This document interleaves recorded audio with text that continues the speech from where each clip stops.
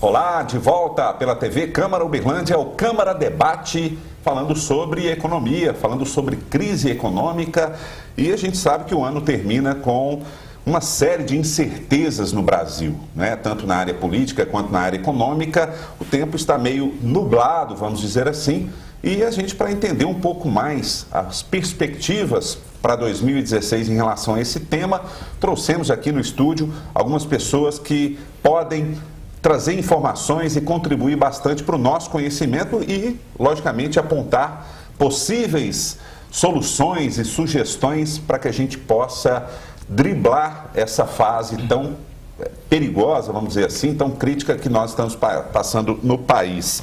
E eu queria apresentar primeiramente aqui, já que a gente vai falar de economia, ninguém melhor que alguém que entende bastante do assunto, que é o professor Fábio Terra, que é economista da Universidade Federal de Uberlândia, professor do Instituto de Economia da UFO e veio contribuir bastante com o tema aqui. Agradeço muito a sua presença, Fábio. Eu que agradeço, Fernando.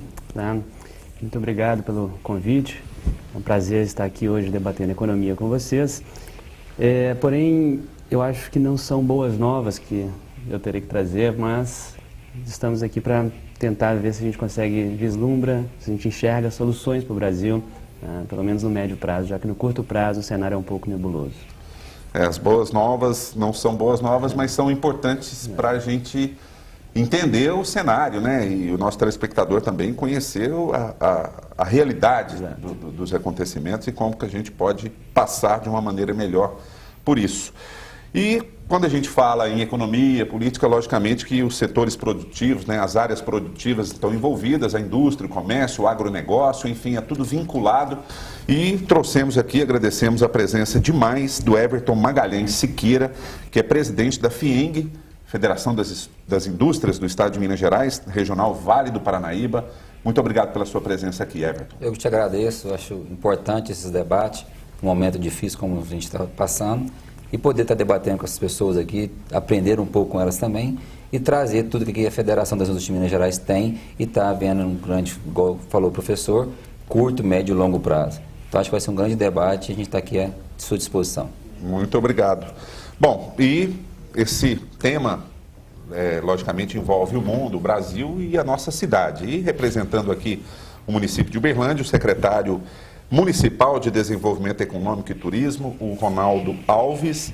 E eu queria muito agradecer a sua presença aqui, que vai trazer algumas informações importantes aí na perspectiva para o ano que vem em relação à cidade de Uberlândia, né? Então, muito obrigado pela presença aqui, Ronaldo.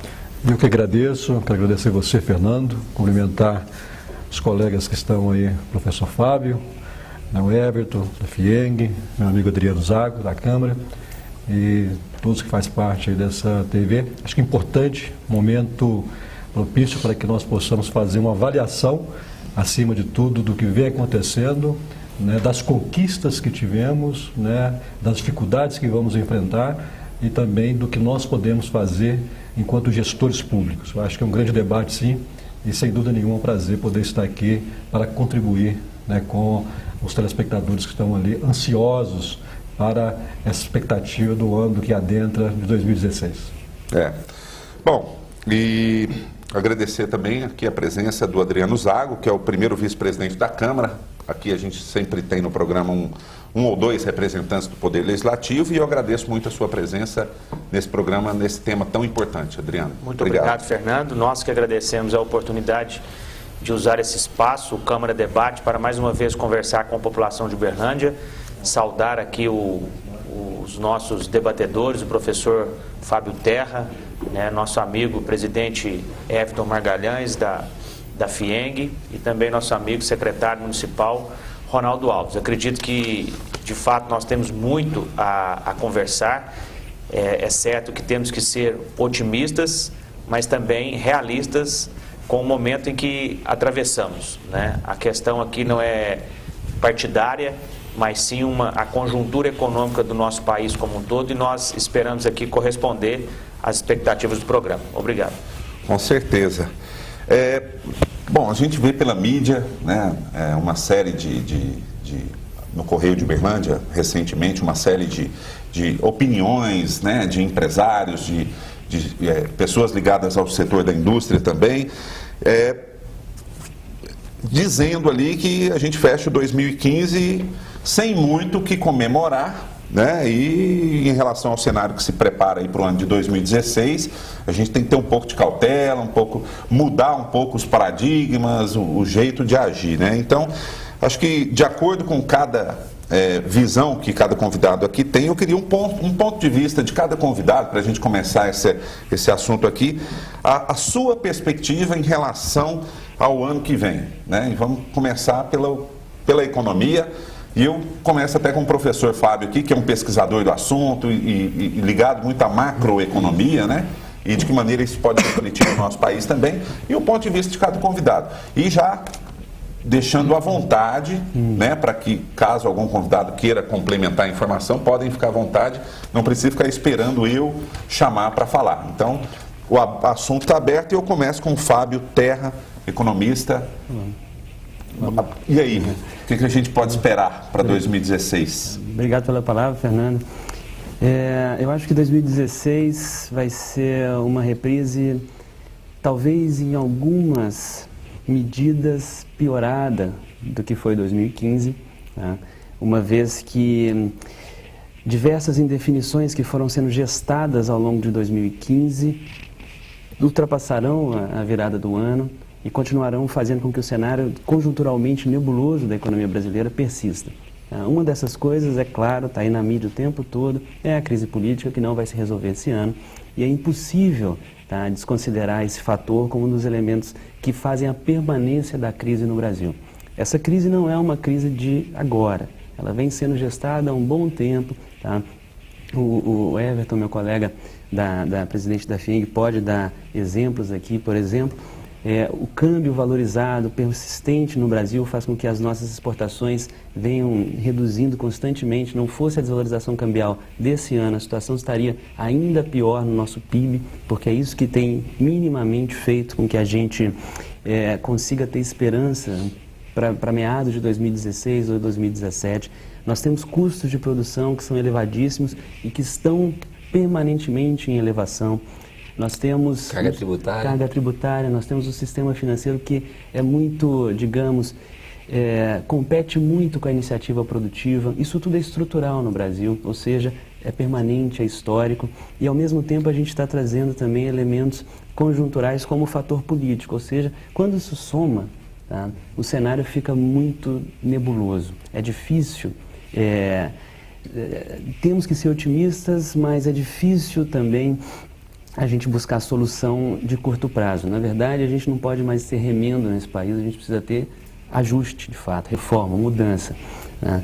E com isso tudo, né, a economia sempre depende muito de política, porque a economia em si, ela é praticada pelos gestores que vão colocar a política econômica em prática, tá? Então, na medida em que isso acontece, é preciso que a situação, o cenário político do Brasil se resolva, para que a gente tenha qualquer norte. E aí o empresário, que é o cara que tem o dinheiro no bolso, que emprega de fato, ele possa olhar para o futuro e ter confiança, tá? Se isso não acontece, emprego vai continuar não sendo gerado, no caso do Brasil, não só gerado, mas como, tá, postos de trabalho são fechados o tempo todo, tá? A gente vai continuar a ter uma situação em que qualquer sentido de política econômica que seja dado não é acompanhado, tá, pela sociedade, e tudo isso gera, digamos, um caos. É como se a gente imaginasse um cruzamento muito grande de avenidas sem qualquer sinal de trânsito. Né? Para onde se vai? Para lugar nenhum. Está à deriva. Está à deriva. Eu acho importante que está falando, acho que mais a nossa credibilidade, a confiança. Para nós da indústria, acho que vamos esquecer partido, quem que é presidente, acho que tem que ser tomada a decisão. Acho que o Congresso tem que decidir, você vai ter o impeachment ou não vai ter o impeachment. Nós não estamos torcendo para que esteja, tem que resolver a questão política primeiramente. Então, se não vai ter o impeachment, que a nossa presidenta vem e toma ações. Porque ele falou, o câmbio elevou, não tem credibilidade, o investimento de fora não está vindo para o Brasil. O nosso mercado, economia nossa interna, o mercado financeiro, fecharam-se as portas. Pequena, média e microempresa não capta mais dinheiro, não consegue captar dinheiro no recurso dos nossos bancos. Taxa de juros elevadíssima. Então, hoje, Te dar exemplo, falar em números que quem está nos ouvindo, no começo do ano o juro aí para esse desconto fazer no mercado era 1,5%, 1,8%, até 2%. Hoje você fala em 5%, 6%. Qual o mercado hoje, qual a indústria consegue captar? E olha que nós estamos aqui na nossa região, a região do Triângulo Mineiro, que eu vou falar da minha regional, Vale do Paranaíba, e nós ainda estamos num lugar, como se diz, que não está tão escuro ainda. Por quê? Nós temos diversos segmentos. Então tem segmentos que estão muito ruins, estão passando muitas necessidades, mas tem segmentos que estão crescendo. O nosso secretário, que é o Ronaldo, sabe disso, a luta que ele está tendo para trazer indústrias para Uberlândia, juntamente com o prefeito, a FIENG ajudando também, e estamos tendo alguns pontos positivos. Então você vê que em Romaria, que faz parte da nossa regional, a CSI está construindo agora uma fábrica de cimento, investimento de R$2 bilhões para a nossa região. O Grupo Algar aqui em Uberlândia investiu $180 milhões na ampliação das suas redes, e tantas outras. Mas por outro lado também, você vê N empresas se demitindo, folha de pagamento sendo reduzidas, 500 funcionários numa empresa demite, a outra indústria demite mais 400 empresas. Isso falta o quê? Credibilidade. Como é que você vai começar a sua vida? Como é que você vai investir? Como é que você vai gerar emprego no investimento se você não está vendo nada claro lá dentro? Então, assim, para mim e para a indústria, a primeira coisa que nós temos que resolver é essa crise política. Hoje a crise política está acima da crise econômica. Nosso país temos como crescer, temos tudo. E temos algumas coisinhas que acontecem, né? Essa falta de sorte é um azar, igual que aconteceu lá em Mariana, com o negócio do Rio Doce. Então aí você vê que as mineradoras de Minas Gerais estão quase todas paradas, mandando embora, os em Minas fechando fornos. Então, quer dizer, acontece também as coisas que acontecem de Deus que aconteceu. Então, isso realmente vem refletindo as coisas para a nossa economia mineira em termos da indústria. Aí tem como enxergar medida concreta para isso? Medida política mesmo, dos agentes políticos em relação a tudo isso? Eu tenho uma visão com relação, hoje trabalhando na pasta, como secretário de Desenvolvimento Econômico e Turismo, e podendo estar participando de vários debates, onde nós tivemos em vários seminários e vários encontros, tanto em São Paulo, quanto em Brasília, em Belo Horizonte, e justamente o Everton fala que é um ponto muito importante. Nós temos que, e o Fábio, né, como falou da questão técnica científica da economia, nós não temos como diferenciar a questão política da questão econômica, né? Uma caminha com a outra. Então é que nós dependemos, inclusive, um ponto que é importante hoje, que as empresas estão, inclusive, em pontos, já não é de agora, isso vem de décadas e décadas, né, a busca de querer ter uma reforma tributária, uma reforma fiscal, uma reforma trabalhista no nosso país, e nada disso acontece. Então, o país, né, o Congresso Nacional, ele passa hoje por uma crise, as instituições passam por uma crise moral e ética.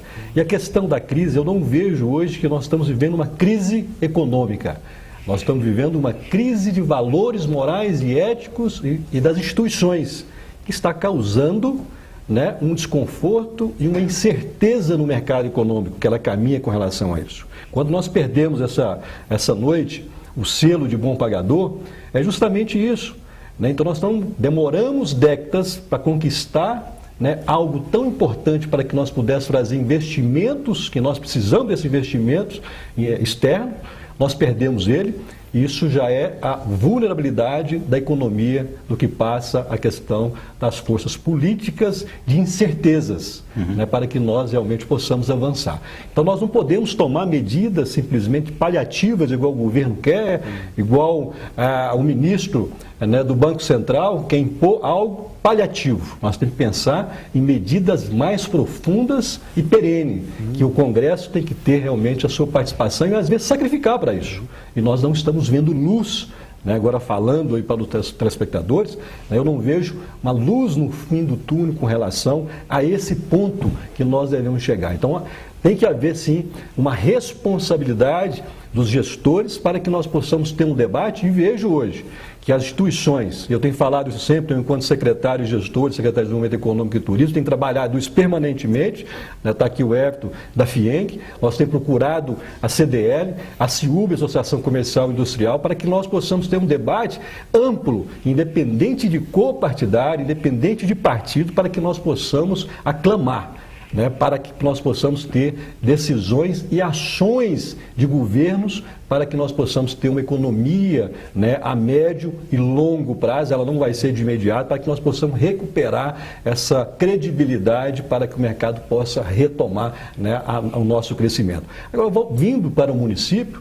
Uberlândia, ela ainda é uma cidade, né, estrategicamente, hoje está bem localizada a nível geograficamente nacional, uma cidade estruturada, uma cidade que ainda recebe, tem condição ainda, mesmo o Brasil passando por situações complicadas, nós ainda estamos vivendo, estamos conseguindo sobressair e trazer empresas novas para Uberlândia. Na Secretaria mesmo, o que nós percebemos que nós poderíamos explorar nesse momento agora positivo para nós gerar emprego e renda?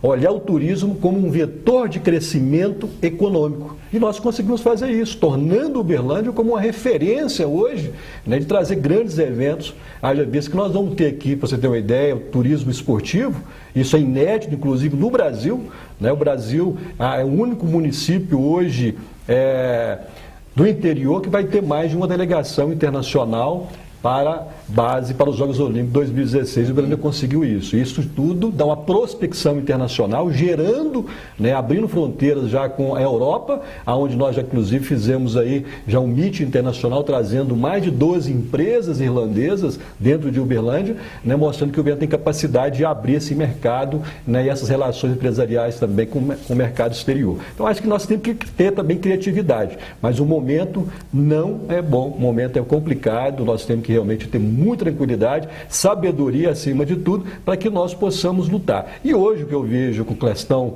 né, o Everton aqui citou, né, a nível nacional, nós estamos vivendo um momento, né, de uma crise totalmente de valores morais e éticos, aonde está tendo uma guerra de poderes, de pessoas que precisam pagar pelo que fez, né? Não estou defendendo partido nenhum, não estou defendendo partido nenhum. A questão do impeachment, por exemplo, juridicamente, está aqui do meu lado aqui o Adriano, ele pode falar sobre isso.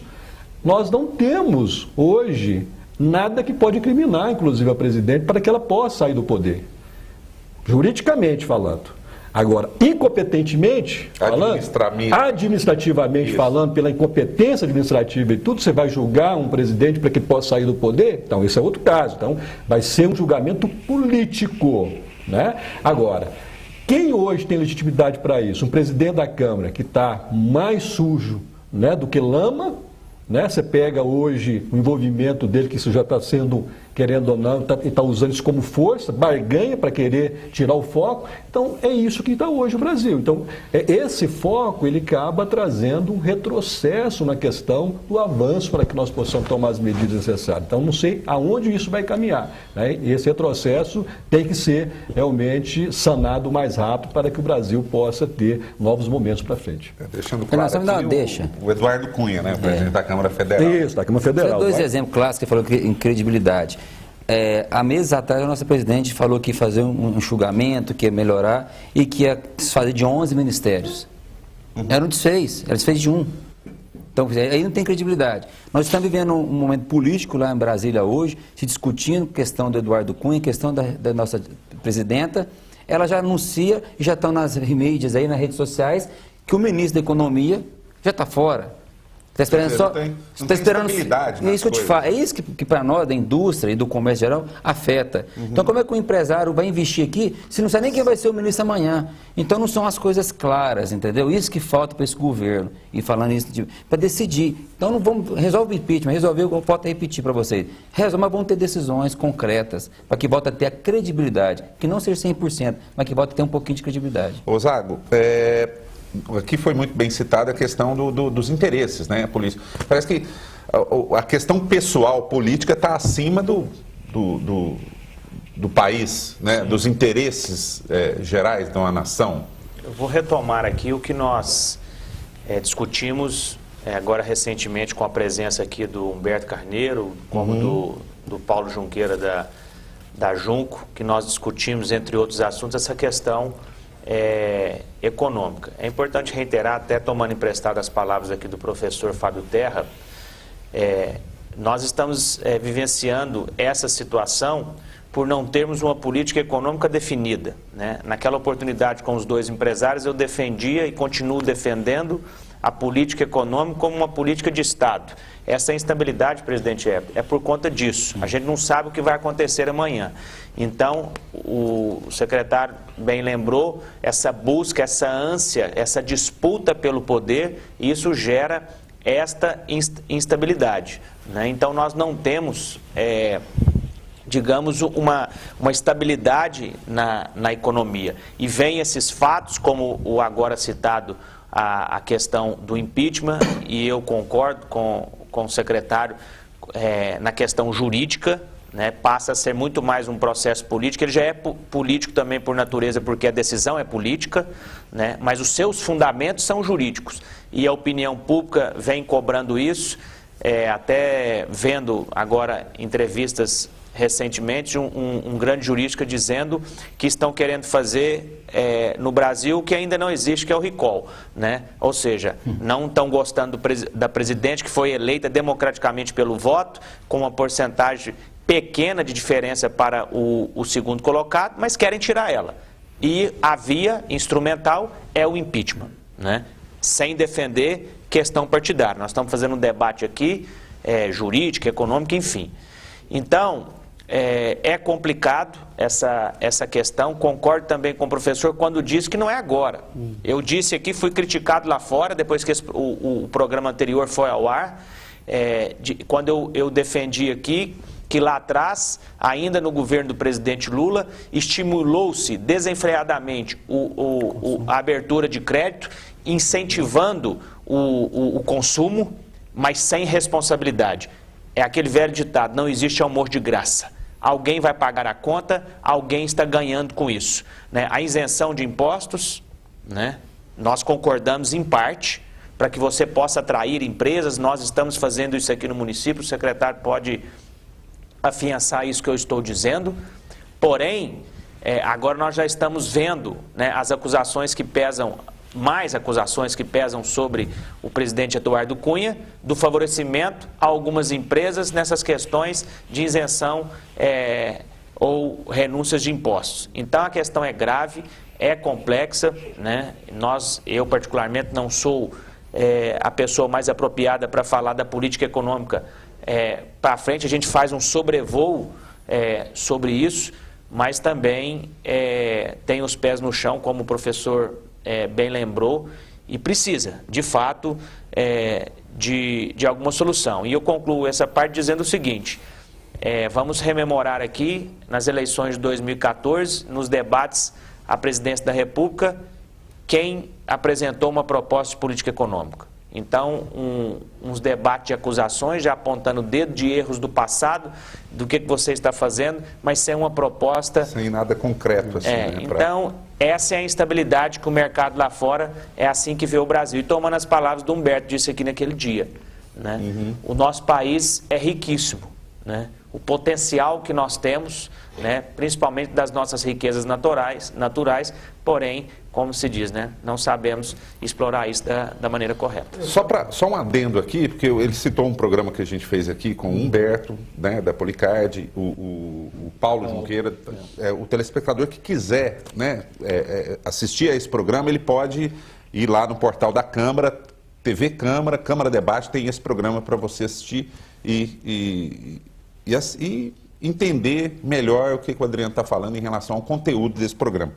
Pois não. Eu acho importante fazer aqui uma colocação, dentro do que o Adriano estava, o raciocínio dele, quando ele falou do que foi feito lá atrás. Nós vivemos 10 anos da política econômica em momentos mágicos do Brasil. 10 anos. Que houve essa abertura de crédito. O que faltou? Existia sim, né, um projeto econômico para isso, mas faltou, né, votar as reformas que o país necessitava para que segurasse esse plano para dar o segmento realmente perene dele. Então, essa é a política de governo que nós esperamos. E quando esse governo que aí está, né, no ano que antecedeu a eleição, ele simplesmente maquiou toda uma questão econômica do país, para que o país já estava fundado na sua dívida pública, né, que já não aguentava mais, em prol da reeleição, né, para ganhar, né, para o poder acima de tudo. Então, uma irresponsabilidade muito grande. Então, dentro dessas questões, é onde que nós temos que ter um debate mais aprofundado hoje das lideranças que nós não estamos vendo. E não temos hoje, Adriano, você sabe muito bem disso, né, capacidade para que nós possamos levar isso, professor Fábio. Porque nós estamos vivendo, né, essa instabilidade política tão grande no Congresso Nacional que não sei como que nós vamos conseguir trazer esse debate realmente de uma forma mais responsável. Né? Está acabando o primeiro bloco. Nós tivemos o ENA em Brasília agora, falei lá de fora, Encontro Nacional das Indústrias. E houve um debate muito bom, com 4 deputados a favor do governo, com o senador e a oposição de vários partidos. O que a oposição questionou foi isso. Nós estamos aqui para acabar com o Brasil ou atrapalhar o Brasil. O que nós queremos que venha para a Câmara ou venha para o Senado, um projeto concreto, alguma coisa que vai melhorar o nosso país. Nós não vamos ser contra a melhora do nosso país, esquece esse negócio de partido. Só que não chega no Congresso, não chega no Senado, alguma coisa concreta, alguma atitude que vai melhorar o nosso país. É aí que está a questão. Nós estamos sofrendo com isso. Isso me preocupa ainda mais, porque se as nossas lideranças políticas eleitas, tá, não têm um projeto, isso significa que o partido pelo qual ela foi eleita também não tem um projeto. Uma democracia representativa como a nossa, isso é fundamental. Portanto, não há horizonte a longo prazo, sequer no nível daqueles que nos representam. Chegar lá na frente, né? Imagina se ele já está lá decidindo por nós, tá, sem um projeto por trás que o guie, onde é que esse barco vai parar? Justamente. Ou seja, a crise é profunda de fato, muito além da econômica, muito além da política. Bom, nós estamos aqui discutindo, você que está em casa nos acompanha, o Câmara Debate, falando sobre as perspectivas para 2016 em relação ao que nós vivemos aí no ano de 2015, na área política e econômica especialmente, né? Aqui conosco o professor Fábio Terra, que é economista da UFO, o Everton Magalhães, que é presidente da FIENG Regional Vale do Paranaíba, o Ronaldo Alves, que é secretário municipal de Desenvolvimento Econômico e Turismo, e o vereador, primeiro vice-presidente da Casa, o Adriano Zago. Você não saia daí, Câmara Debate vai para um rápido intervalo e volta já.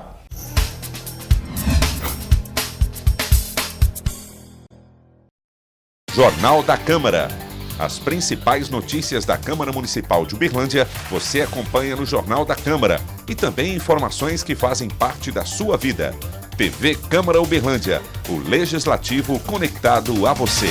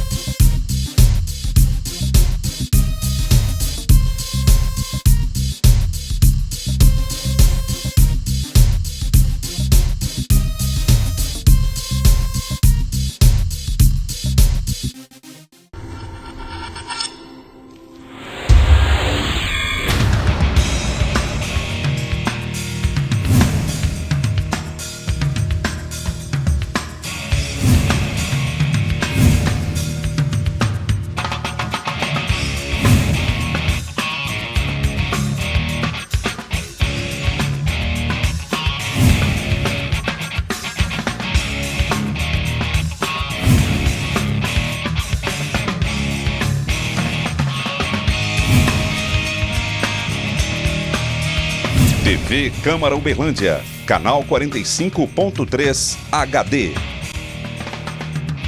Você que acompanha a programação da TV Câmara Uberlândia pode saber mais sobre o canal, de um jeito ainda mais próximo. Curta nossa página no Facebook. TV Câmara Uberlândia, o Legislativo conectado a você.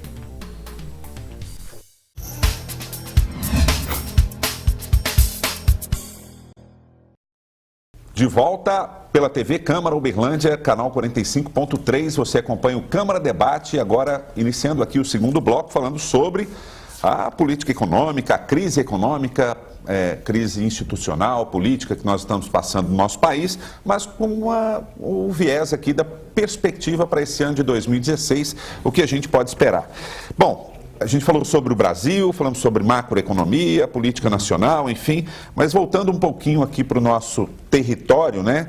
A gente sabe que o governo de Minas prepara para 2016 aumento de alguns impostos, o ICMS de alguns produtos, aumento, recriação de alguns impostos, temos a iminência da volta da CPMF E de que maneira que a CPMF é vista pelo empresariado, pelo industrial, enfim, assim? Suicídio. É suicídio? Péssimo, não tem mais. Nós não aguentamos mais a carga tributária, é o país que mais tem carga tributária do mundo. Em vez de achar soluções para enfrentar, quer dizer, está querendo tomar mais da gente onde não tem. Então, realmente, o governo está errado. O próprio governo do Estado que você falou, em aumentar o ICMS de tantas mercadorias, ele, dia 1º de outubro, baixou o decreto de A a Z, voltando a 18%. Aumentou a energia, o ICMS da energia da CEMIG de 18% para 25%. Então, isso tudo onera para a indústria, para o comércio. E quem paga essa conta? É lá na ponta, é lá no final, é o consumidor que vai pagar. Não tem como a indústria absorver isso mais. Nós estamos anos e anos trabalhando com a margem bem pequena, por causa da tributação, o valor do dinheiro muito caro. Então, quer dizer, foi o que o Ronaldo falou. Há coisas que eram para ser feitas no Brasil, não vou nem ser tão pessimista, mas 20 a 30 anos atrás, reforma tributária, essa guerra fiscal que existe entre o Estado. Hoje mesmo eu tive que mandar uns documentos para Belo Horizonte. Nós estamos perdendo uma empresa muito boa dentro de Uberlândia, uma empresa grande de Uberlândia, de mais de 40 anos de idade aqui, porque Catalão, que está a 110 quilômetros, está isentando o ICM, ou seja, o recolhimento antecipado. Então são essas guerras que acontecem que nós estamos assim, eu vou falar uma coisa aqui, talvez seja um pouco pesada, mas nós que temos CNPJ, nós somos os doidos da cabeça, somos bandidos hoje, porque tudo sobrecai a gente. Não existe uma reforma, não existe um enxugamento do próprio governo. O Ronaldo falou muito bem em questão do dinheiro. Eu vejo assim, para falar para o ouvinte bem em português, o que aconteceu com o Brasil, na época de 5 anos atrás, que incentivou o consumo, é a mesma coisa de você ou eu, nós temos um salário hoje de 50 mil reais de salário. E você e sua esposa, você vai ter carro novo, você vai comer bem, você vai sair. Daqui 6 meses você é mandado embora, você passa a receber 8 mil. O que você como pai faz? Você vai cortar. Você vai cortar seu carro novo, vai vender um carro, vai cortar aquele jantar todo dia, o almoço você vai enxugar dentro da sua casa. Vai readequar a situação. O governo faz isso.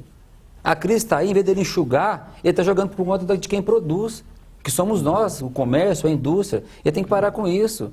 Ele não mandou ninguém embora, ele não acabou, sei quantos milhões, eu falei isso na abertura lá no empresário herói nosso, que a FENG fez. Esse governo federal ele aumentou em 240 milhões de salário por mês. Nós pagamos 400 bilhões de juros por ano. Então não tem uma economia que aguenta isso, entendeu? Então agora CPMF mais 0,38%, para quê? Vai colocar esse dinheiro aonde? Vai fazer o quê? ICMS de 18 para 25, de 12 para 18%. Então são coisas que eu falei que não vem um projeto concreto, entendeu? Fala assim, não, vai aumentar a CPMF, mas vai para a saúde. Mentira, aquela época foi mentira, não foi para a saúde. Agora vai criar CPMF por 0,25, aí os governadores já vieram, pressionaram o governo, agora vai ser 0,31 para mandar também dinheiro para os estados, para os governadores. Está vendo? Então são coisas que a gente não confia. E infelizmente tudo que está fazendo nesse governo nosso, em âmbito estadual e federal, é que não te dá confiança. Porque eu também, além de ser empresário, ter indústria, eu também sou cidadão. Eu quero o melhor para nós. Eu vejo aí pessoas aí nos postos de saúde, aí nas UAI da vida, sofrendo, que eu também posso estar lá amanhã. Mas e aí? Se eu tiver uma responsabilidade, não, faça isso que vai melhorar, nós vamos fazer. Mas faça isso, aumenta e paga mais imposto. Dá uma luz, né? Paga mais imposto. Mas para que eu vou pagar mais imposto? Se não tem perspectiva de entendeu? retorno. É isso que está acontecendo. Ele citou um ponto importante, né? O Uberlândia está bem estrategicamente localizado, mas, porém, próximo a Goiás, né? Que essa guerra fiscal pode até atrapalhar um pouco, né? Fechamento de empresa ou migração. E como é que a Uberlândia, a Secretaria, está se preparando para essa realidade que vem pela frente? Fernando, isso é uma guerra fiscal que os estados vêm de longas datas, né? Eu acho que a gente é a favor que o Congresso vote, né, uma paridade, né, fiscal a nível nacional para que evite esse tipo de concorrência. Mas vejo que Uberlândia, né, eu acho que eu sou otimista por natureza, né? Eu acredito, acima de tudo, né, que a gente, através das criatividades que nós possamos também ter à frente como gestor público, nós possamos também atrair, no momento de dificuldade, você criar alternativas. É o que nós estamos fazendo hoje em Uberlândia. Nós percebemos, né, uma área de crescimento muito grande e um celeiro na área de tecnologia. Foi onde nós buscamos, né, criar cidade inovadora, criar polos vocacionados de crescimento em determinadas atividades econômicas. Então, acho que são coisas que nós temos buscado de alternativa. E hoje nós podemos falar aí investimentos grandes, que é onde a prefeitura simplesmente trabalhou em parceria com a Câmara Municipal, que a Adriana aqui mesmo citou, que através dos incentivos fiscais municipais, aonde a própria iniciativa privada teve o espaço, tem o local, e aonde nós trouxemos a ideia para que nós possamos ter essa redução aí do ICMS, a alíquota mínima, aonde você possa colocar, como nós tivemos aí os micropolos em parceria aí com a Algar, né, lá na região da Grande Amarileusa, onde nós abrimos, inclusive, já novos postos de trabalho. Para você ter uma ideia, né, com esse projeto nós conseguimos trazer, né, a própria Cargill, uma indústria, né, multinacional americana que está há mais de 50 anos na nossa cidade. Nós conseguimos, com esse projeto, criando os micropolos na base de tecnologia, trazer toda a parte pensante administrativa dela para Uberlândia, abrindo aí vários postos, centenas de postos de trabalhos novos e bem remunerados. E outros também, empresas, já estão vindo, já participando de projetos como esse. Como eu falei também da questão, né, olhando o turismo como vetor de crescimento. E essa semana mesmo saiu, inclusive, no estado de Minas Gerais, uma nota da Secretaria de Turismo, onde o Triângulo Mineiro teve um crescimento do turismo de negócio, mais de 60% de crescimento na nossa região. E Uberlândia foi a principal responsável por esse crescimento, né? E nós temos dados aí que enquanto a atividade do turismo hoje cresce 10,8%, as outras atividades econômicas 5,8%. Então você tem que analisar, focar também, onde está melhorando. Está gerando emprego, está gerando renda dentro de uma cadeia de serviços. A empresa também é biotecnologia, que está trazendo a Cargill para pegar o bagaço da moar. Essa eu não ia falar, mas já citou, né, já está assinada, né, nós tivemos lá, inclusive, a FIEG tem feito um papel fundamental também nessa parceria de fomentar junto ao governo do Estado, já está toda a documentação, o Instituto de Desenvolvimento Industrial de Minas Gerais, o INDE, já mandou, é uma multinacional dinamarquesa, né, vai trazer na área de biotecnologia para Uberlândia, em parceria usando a matéria-prima da Cargill, mais de 250 milhões de reais de investimento na cidade, e o governo do Estado deve anunciar aí no início do ano para a cidade escolher, já a cidade de Uberlândia. A BRF também nós devemos anunciar agora a expansão na área do agro, em Uberlândia, são investimentos na casa de quase 400 milhões de reais. Agora em janeiro, na segunda quinzena, nós devemos já fazer um evento na prefeitura, já trazendo todo esse investimento para a cidade de Uberlândia, onde estamos ampliando aqui. Então a gente tem que ver com muito... acredito que nós, né, temos condição, Uberlândia tem esse potencial de crescimento, né? Sabemos que a conjuntura não é boa, mas nós temos que ter realmente criar ambientes positivos para que nós possamos crescer a nossa região e potencializar ela, que ela tem esse potencial, sem dúvida nenhuma, de crescimento econômico. Bom, partir um pouco para a política aqui e para os agentes políticos, né? E o Adriano, como é um agente político, essas reformas, né, tributária e política que foram citadas aqui, que emperrou e a coisa não vai, não anda, o senhor acredita que há possibilidade ainda dos governantes de colocar isso para funcionar, para andar e votar e, de repente, até aprovar uma reforma que possa criar um rumo para se seguir? Essa promessa sempre esteve na agenda de todo e qualquer candidato, né? A exemplo que foi citado aqui, nosso governador Fernando Pimentel fez essa promessa que ia rever essa questão da política tributária. Ele fez ao contrário, né? Como a presidente Dilma fez também, que não ia tirar direitos dos trabalhadores, que não ia aumentaria juros, taxa Selic, enfim. Nós temos que passar para a população, aquela que nos assiste, que a administração pública vive de impostos. A sua fonte de renda é imposto. Agora, não a todo custo, né? Como o presidente Herto bem lembrou, não dá conta mais, já passou do limite, não está no limite não, já ultrapassou o limite. Hoje, verdadeiramente, quem sobrevive ainda, um empresário, uma empresa, como você disse, com 40 anos, 50, 25... é herói mesmo, né, de dar conta de um sistema desse. Então, como nós falávamos de reforma política, de reforma econômica, de política econômica, também a política tributária, não é questão de possibilidade, não tem outro caminho. Precisa sentar, e aí é oposição e situação, sentar e falar o que é que nós temos para apresentar para o Brasil, para salvar o Brasil, né? É essa conversa que eles têm que ter. Quem vai assumir isso, se é Michel Temer, se é presidente da Câmara... Seja quem for, né? Quem vai assumir isso é uma outra discussão. Mas precisa apresentar um plano para salvar o Brasil. E é isso que nós vemos. E isso a gente vem desencadeando, chega nos estados, vem aqui e passa necessariamente por uma discussão que também há décadas que vem em pauta no Congresso. Pacto Federativo. A distribuição dessas receitas. Isso fica tudo na União. E os municípios ficam aqui mendigando com o pires na mão a receita, né, dos impostos que nós recolhemos. Que é aqui os munícipes da nossa cidade que recolhem e vão para a União.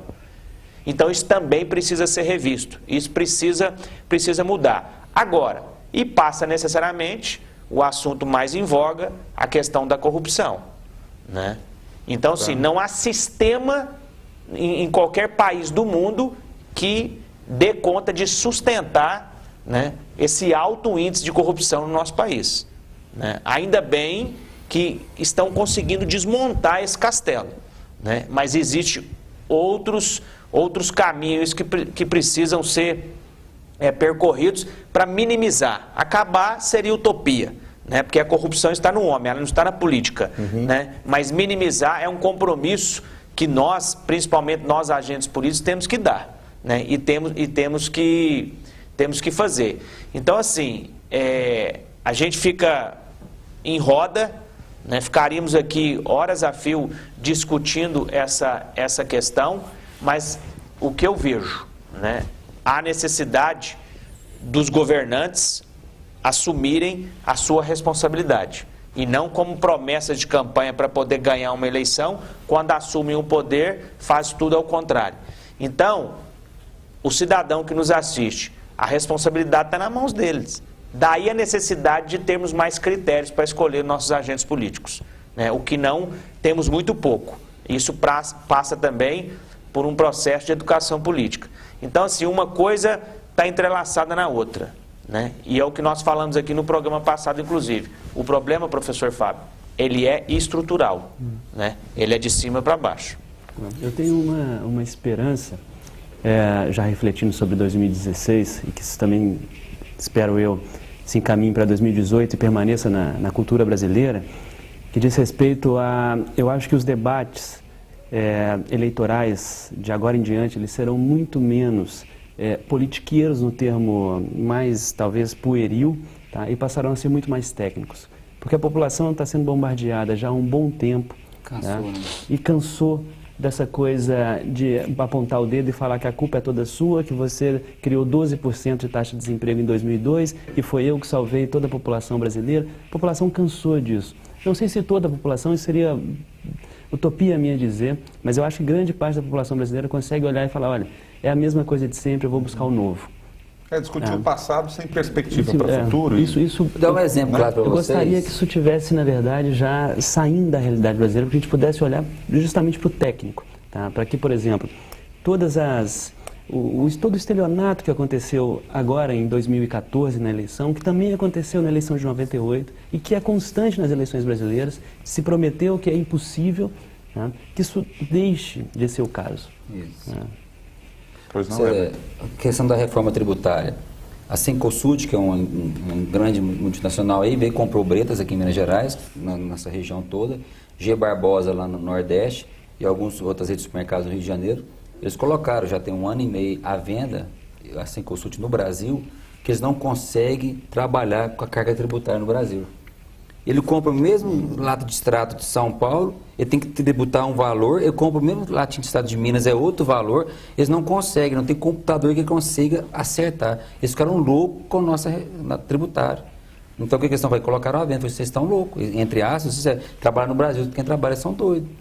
Então, quer dizer, nós estamos perdendo uma empresa que investiu milhões, bilhões no Brasil e estão indo embora porque não consegue fazer sequer como é que funciona a carga tributária no Brasil. Então, quantos anos, né, que existe essa carga tributária, reforma tributária, que nós estamos pedindo para fazer reforma, quantos anos tem, quantas décadas tem e realmente não consegue fazer. Não sai do papel. Por natureza, a CPMF é uma forma de arrecadação de recursos muito fácil de ser feita, né? Assim, se você pensar que toda transação financeira vai ser tributada, isso gera muito facilmente recurso para a administração pública. Como é contribuição, não há necessidade obrigatória por lei de passar a município nem a Estado. Se fosse imposto, sim, seria esse o caso.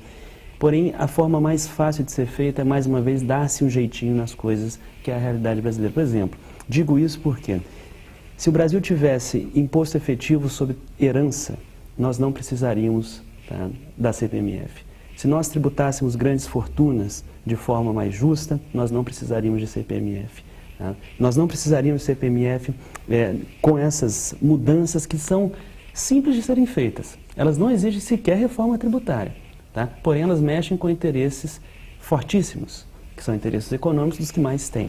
Tá? Isso poderia desonerar a produção, por exemplo.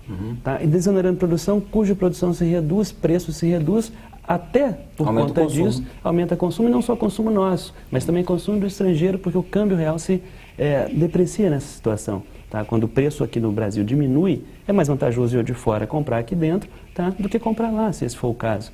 Tudo bem? Então a gente poderia buscar soluções que sequer passariam, por exemplo, por uma reforma mais ampla, porque essa vai depender de que todos os nossos representantes estejam interessados em fazer. Isso levará tempo. Isso não a receita está aí, né? O que falta é vontade para colocar em prática e às vezes até coragem, né, para mexer com isso.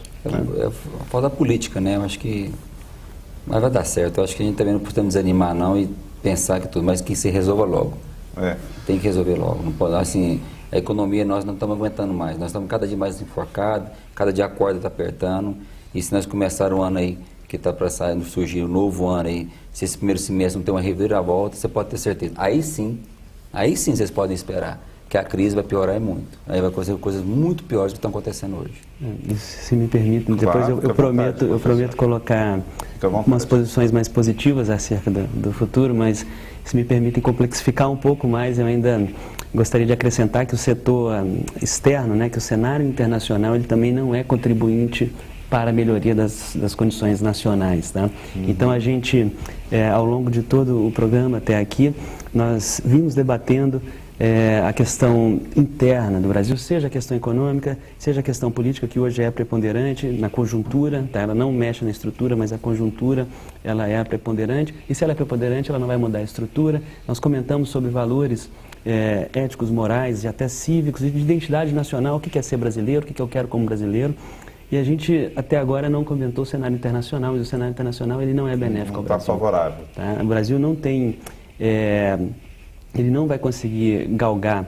O câmbio está ajudando, vai permitir que as empresas mais competentes do Brasil passem a concorrer no cenário internacional, porque ele está vantajoso à exportação, mas os países centrais, os países industrializados, eles praticam política monetária expansionista. Ontem, os Estados Unidos elevou a sua taxa de juros, isso vai mudar um pouco o cenário, vai tornar o cenário um pouco mais complicado para o Brasil. Coincidentemente, com o rebaixamento da nota também acontecendo por agora, da nossa nota de rating, da dívida soberana, somam-se dois fatores que atravancarão ainda mais a captação de recursos brasileiros no exterior, para financiar, por exemplo, produção aqui dentro, se for o caso, porque é muito mais barato pegar fora do que pegar aqui.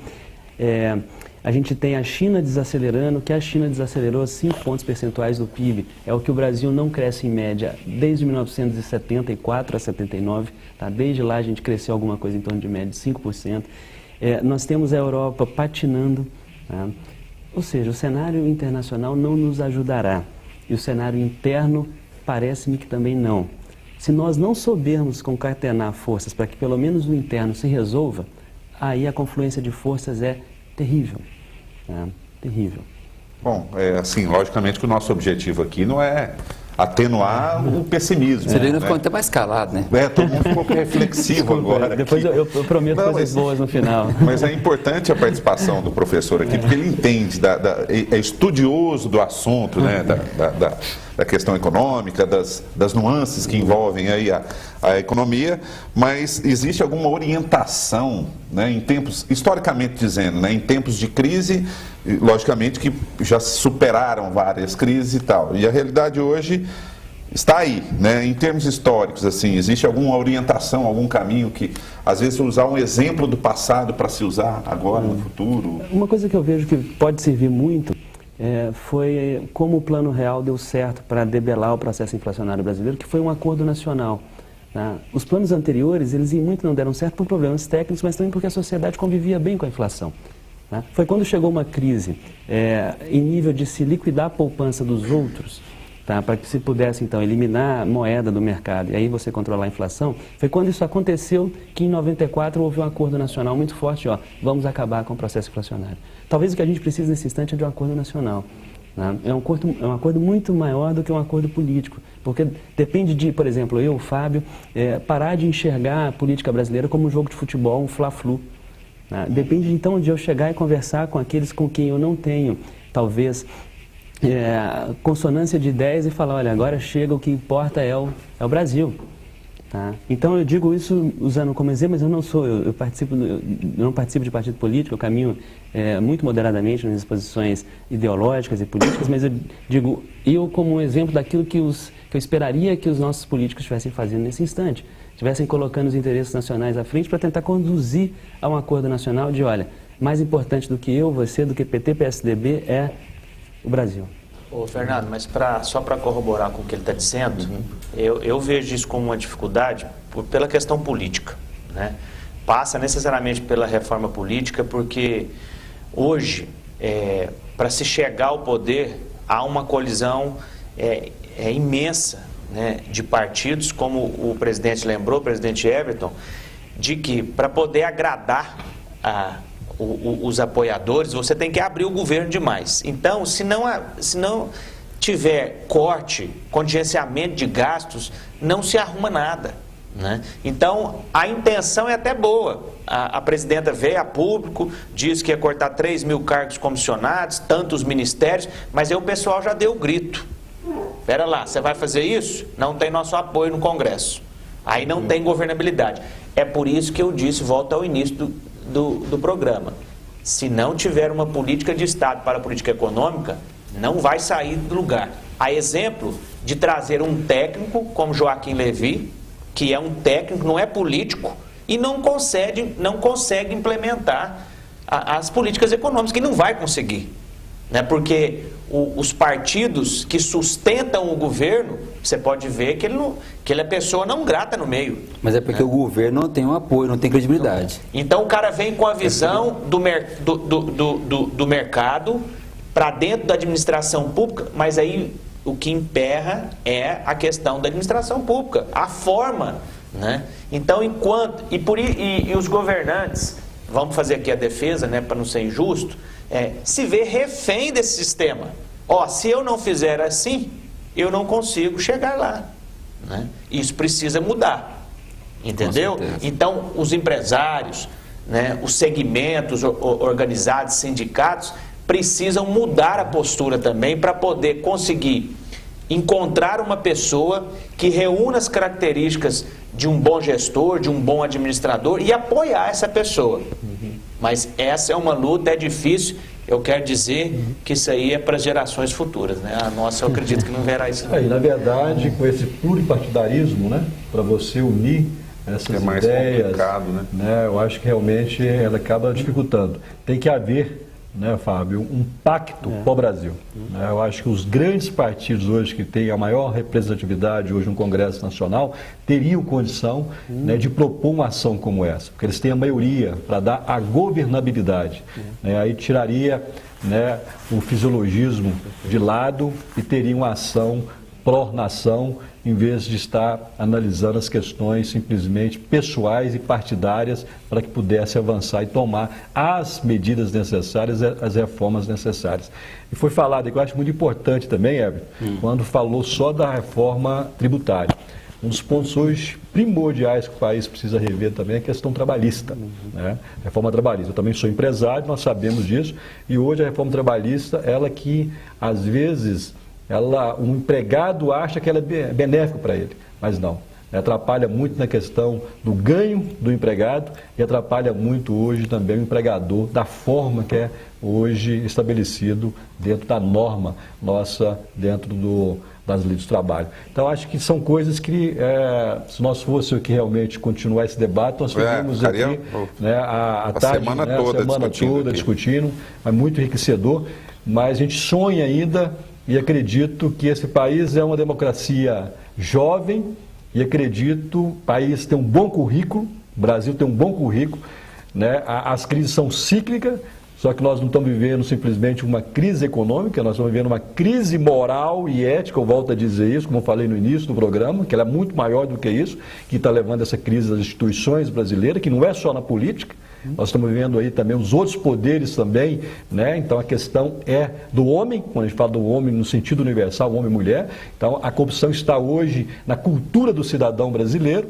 né? E a política muitas vezes ela é cobrada porque ela é aberta, ela é pública, né? Mas ela está em todas as esferas, a corrupção hoje no Brasil. Então nós precisamos criar modelos novos e isso realmente é só através da educação, através de novos valores, de novas gerações, preocupado com um país melhor para que nós possamos realmente ter um país que nós sonhamos, que nós acreditamos. E como você bem disse, o tempo aqui é pouco para a gente poder discutir, né? Mas eu acredito que em outras oportunidades a gente possa se reunir novamente aqui, num momento melhor, né? Se Deus quiser. E eu queria muito agradecer aqui a presença do Fábio Terra. Eu queria uma consideração final de cada convidado aqui, um apelo, uma orientação, enfim, fiquem à vontade. E eu queria muito agradecer, primeiramente aqui, a gente começa pelo Fábio e termina pelo Adriano Zago.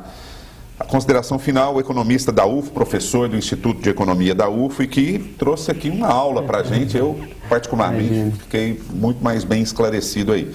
Professor Fábio Terra, muito obrigado pela presença, professor. Eu que agradeço, Fernando. Agradeço a todos os colegas debatedores pela possibilidade de estar aqui falando um pouco de economia brasileira, que é meu interesse maior, porque é o meu país. Eu trouxe, claro, várias ruins notícias, não era a minha intenção deixá-los todos tristes, mas é a realidade brasileira. Eu acho que a constatação da realidade é o primeiro passo que a gente tem que fazer para poder superar. E eu acredito muito no povo brasileiro. Tenho certeza que a gente vai conseguir perceber quem são os melhores e os piores para nos liderar e a partir dessa liderança bem escolhida, quem sabe a gente não faz esse pacto, né, pelo país. Obrigado. Bom, eu que agradeço. Everton Magalhães Siqueira, presidente da FIENG Regional Vale do Paranaíba, contribuiu bastante aqui no ponto de vista da indústria e do empresariado, né, na verdade. Muito obrigado pela sua presença aqui, Everton. Eu que agradeço a você, todos nós, e fazer uma honra estar presente aqui. Acho que estamos aqui, né, com os tópicos dessa discussão. Eu acho que para falar para o empresário, para o industrial, que nós não podemos também perder a fé, perder o entusiasmo. Eu acho que a crise não é a primeira, não será a última, virão outras depois, e que se nós unirmos cada vez mais unidos, a gente enfrenta essa crise melhor. Então, o que eu quero passar para eles é isso, e que, se Deus quiser, o ano que vem seja melhor do que foi esse ano. Ok. Ronaldo Alves, secretário municipal de Desenvolvimento Econômico e Turismo, primeira vez conosco aqui no Câmara Debate, mas a gente espera outras oportunidades de discutir mais temas relacionados à sua pasta aqui e agradecendo demais a sua presença. Obrigado, Ronaldo. Obrigado a você, Fernando. Obrigado a todos os debatedores que estão aí conosco. Acredito que foi muito importante para a gente esclarecer aí os telespectadores. E acredito que nós vamos superar, né? São momentos como este que eu acho que faz nós crescermos cada vez mais. E acredito muito no país. O país tem um currículo, o Brasil tem um currículo fantástico, um país rico em riquezas minerais, naturais, né, onde nós possamos explorar cada vez mais essas riquezas. E volto a dizer, né, que nós temos que investir, acima de tudo, na educação.